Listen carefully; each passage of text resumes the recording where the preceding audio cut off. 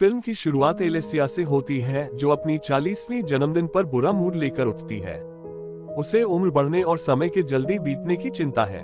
उसे लगता था कि कॉलेज के बाद जीवन अच्छा होगा, लेकिन ऐसा नहीं हुआ। वह अभी भी अपने पुराने घर में रहती है, एक स्टोर में काम करती है और उसके पास कोई दोस्त या खास कोई नहीं है। चीजें और खराब हो जाती हैं जब उसके बॉस उसे बताता है कि वह ठीक से काम नहीं कर रही और उसे बदल दिया जाएगा। इससे एलेसिया गुस्से में आ जाती है और तुरंत नौकरी छोड़ देती है। वह अपनी उदासी को दूर करने के लिए एक लोकल पब में जाती है। वहां एक बारटेंडर से बात करते समय एक महिला बहुत सारी पिज्जा लेकर आती है। पता चलता है कि उसका भी जन्मदिन है। एलेसिया उससे जानती है, वह फियोना है, उसकी पुरानी दोस्त जब वे बच्चे थे। वे बहुत करीब थे, लेकिन फिर किसी कारण से दोस्त नहीं रहे। अब फियोना एक प्रसिद्ध सिंगर है जिसे बहुत लोग पसंद करते हैं। दोनों दोस्तों के बीच एक अजीब बातचीत होती है। फियोना कहती है कि वे अपने जन्मदिन साथ मनाते थे, लेकिन 20 साल की उम्र के बाद वे दूर हो गए। इसके बाद एलेसिया को अपनी 13वीं जन्मदिन की याद आती है, जब उसने और फियोना ने अपनी इच्छाएं पेपर के टुकड़ों पर लिखी थी और एक बॉक्स में डालकर पहाड़ियों में दफन कर दी थी। उन्होंने प्लान किया था कि 18 साल की उम्र में उसे खोलेंगे, लेकिन तब तक वे अलग हो चुके थे। उदास और समय मिलने पर एलेसिया बॉक्स खोजने का फैसला करती है। वह पहाड़ियों में जाती है, बॉक्स ढूंढती है और पेपर निकालती है। उसकी अपनी इच्छा एक अच्छा व्यक्ति बनने की थी। वह फियोना की इच्छा भी निकालती है, लेकिन जैसे ही वह उसे पढ़ने ही वाली होती है, वह उड़ जाती है। एलेसिया उसे पकड़ने के लिए दौड़ती है, लेकिन तभी उसे एहसास होता है कि वह सड़क के बीच में खड़ी है। अचानक एक ट्रक आ जाता है और उसे टकरा देता है, जिससे लगता है कि उसकी जान चली गई। लेकिन सबको चौंका देने वाली बात यह है कि जब एलेसिया उठती है तो वह अपने 18वें जन्मदिन पर अपने माता पिता के घर पर है। जैसे जादू से उसके माता पिता गा रहे हैं और उसका जन्मदिन मना रहे हैं। सबसे अजीब बात यह है कि वह वही दिखती है, जबकि बाकी सभी लोग बहुत छोटे हैं। उसके चारों ओर सब कुछ 2002 के साल जैसा है, जब वह 18 साल की थी। म्यूजिक से लेकर इंटरनेट तक और किताबों तक सब कुछ वही है। कुछ ही देर में एलेसिया की करीबी दोस्त मोआ उसके घर आती है और वे स्कूल के लिए निकलते हैं। वहां उसे उसका युवा बॉयफ्रेंड मैक्स मिलता है। एलेसिया अभी भी नहीं जानती कि वह सपना देख रही है या जाग रही है, लेकिन मोआ और मैक्स दोनों उसकी बातें सुनकर चौंके हुए हैं। बाकी सभी लोग उसे 18 साल की एलेसिया के रूप में देखते हैं। वे उसे अजीब मानते हैं क्योंकि उसकी बातें अचानक बहुत परिपक्व लगती हैं। बाद में मोआ और एलेसिया को हिंदू धर्म और उसके विश्वासों पर एक प्रेजेंटेशन देना होता है। मोआ क्लास को जीवन के चक्र और पुनर्जन्म के बारे में बताती है, जो एलेसिया को उसकी स्थिति से जुड़े हुए लगता है। प्रेजेंटेशन के बाद वे ड्रामा क्लास में जाते हैं, जहां एक नाटक चल रहा होता है।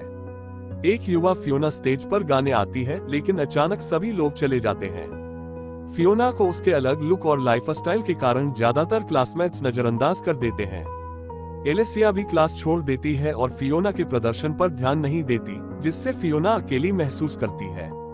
स्कूल के बाद मोआ एलेसिया को अपने घर पर एक शानदार जन्मदिन पार्टी के लिए बुलाती है।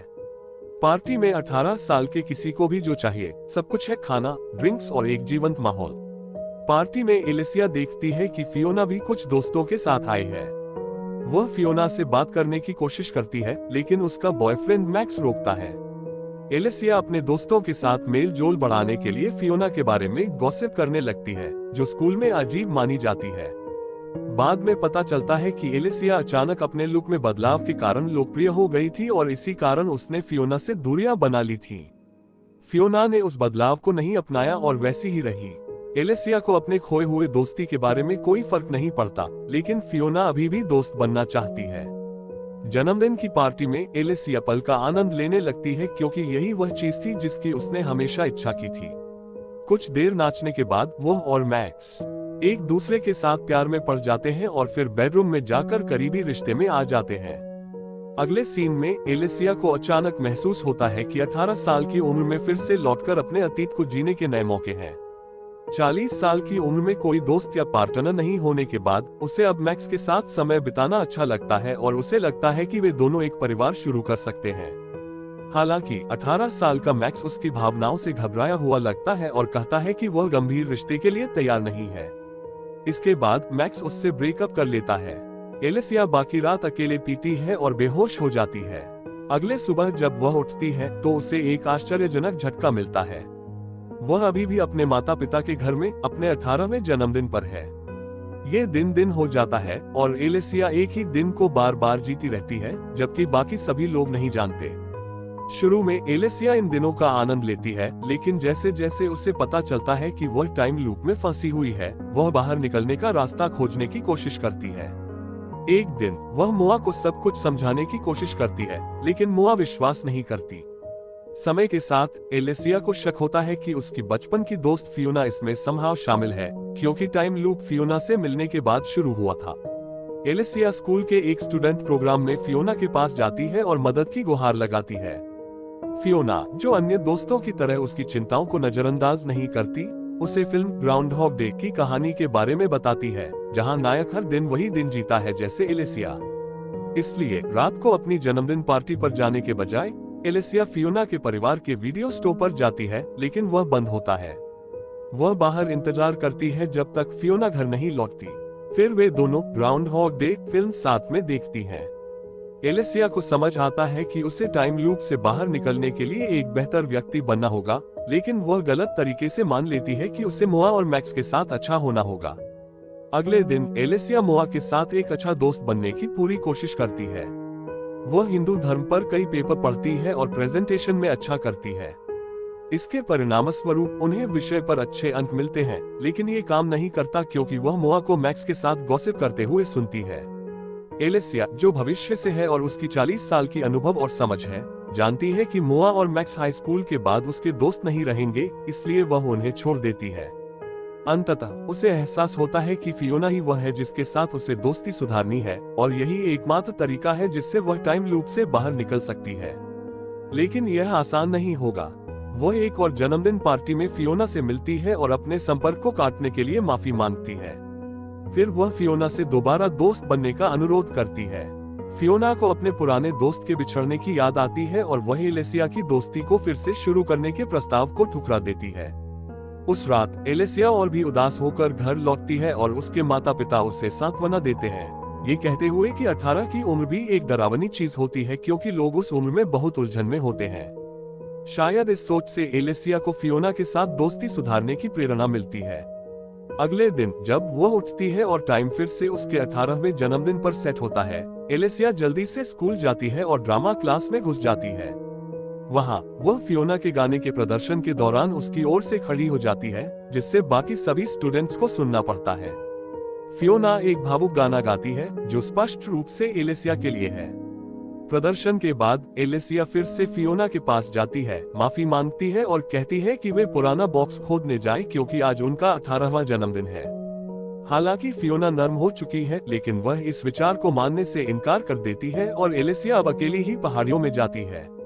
वह वही बॉक्स ढूंढती है और फियोना की इच्छा पड़ती है, जिसमें लिखा होता है कि वह चाहती थी कि एलेसिया 18 साल की उम्र में उससे प्यार करे। इसका मतलब है कि फियोना ने सिर्फ एलेसिया को अपनी सबसे अच्छी दोस्त नहीं माना, बल्कि उससे रोमांटिक रूप से भी जुड़ी थी। फियोना भागने लगती है, इससे पहले कि एलेसिया कुछ कह सके, और एलेसिया जल्दी से उसके पीछे दौड़ती है।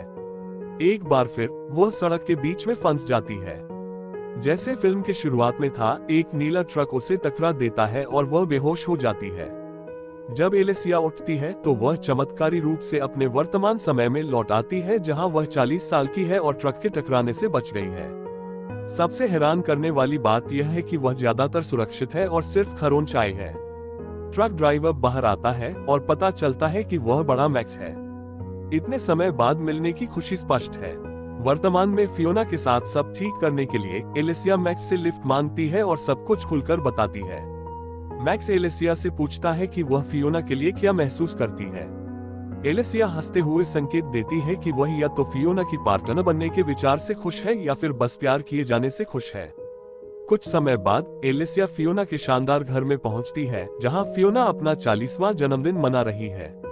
दुख की बात है कि एलेसिया देखती है कि फियोना के साथ एक और महिला और एक बच्चा है। उसे लगता है कि महिला फियोना की पार्टनर है और बच्चा उनका है। इससे एलेसिया को लगता है कि फियोना आगे बढ़ चुकी है और उसे बहुत बुरा लगता है। अब अपने सबसे बड़े सपने के टूटने के बाद वह अपने पुराने काम पर लौट जाती है और अपने सुपरवाइजर से माफी मांगती है।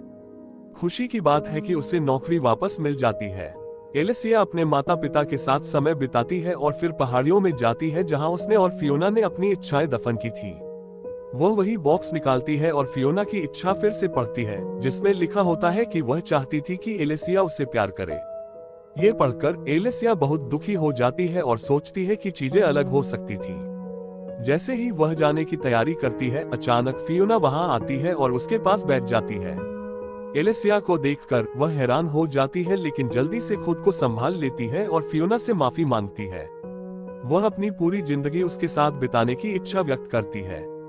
जवाब में फियोना बताती है कि पार्टी में जो महिला थी वह उसकी कजिन है और बच्चा उसका है। इसका मतलब फियोना शादीशुदा नहीं है। फियोना भी चाहती है कि एलिसिया उसकी जिंदगी में वापस आए।